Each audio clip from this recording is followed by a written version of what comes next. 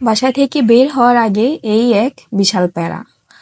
প্রত্যেকটা রুমের জানালা আটকাতে হবে, গেটের মধ্যে তালা লাগাতে হবে। হ্যালো গাইস, আসসালামু আলাইকুম। তামান্না ব্লগে আপনাদের সবাইকে স্বাগতম জানিয়ে আমি আমার আজকের এই ভিডিওটি শুরু করছি। আশা করি আপনারা সকলেই ভালো আছেন। আলহামদুলিল্লাহ, আল্লাহ পাকের অশেষ মেহেরবানি, আপনাদের দোয়া এবং ভালোবাসায় আমিও ভালো আছি।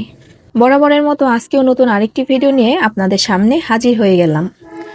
আজকে একটা দাওয়াত ছিল, তাই বাসার সবাই মিলে চলে যাচ্ছি দাওয়াত খেতে।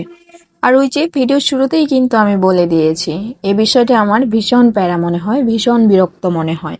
এই যে কোথাও যাওয়ার আগে রুমের মধ্যে ঘুরে ঘুরে কোন রুমের জানালা খোলা আছে, প্রত্যেকটা জানালা লাগানো হয়েছে কিনা, গেটের মধ্যে তালা লাগানো হয়েছে কিনা, এই দেখতে দেখতে জাস্ট বিরক্ত হয়ে যায়। যাই হোক, বিরক্ততার কথা নাই বলি, ভীষণ ভালো লাগছে সবাই একসাথে কোনো দাওয়াতে যাচ্ছি।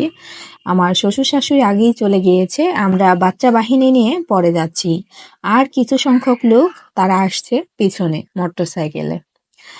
তো যেখানে আমরা দাওয়াত খেতে যাব বাসাটা বেশি দূরে নয়, আবার একদম কাছেও নয়।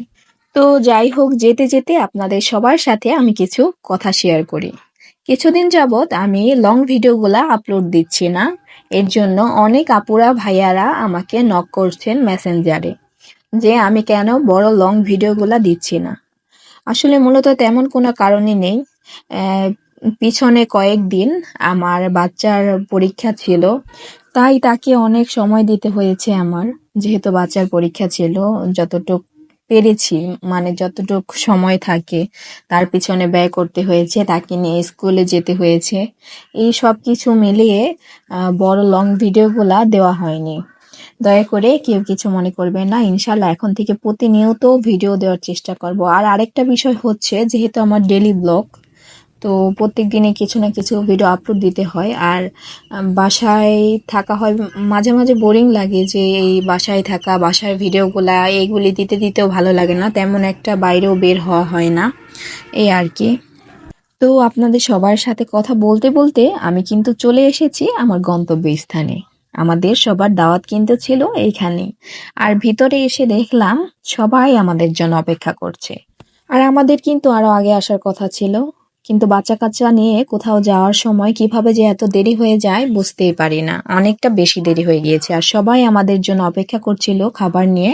আগে খাবার দাবার শেষ করে নিলাম, এখন একটু বাইরে বের হলাম। বাইরের পরিবেশটা তো খুব সুন্দর, সেটা আপনাদের সাথে অবশ্যই শেয়ার করব।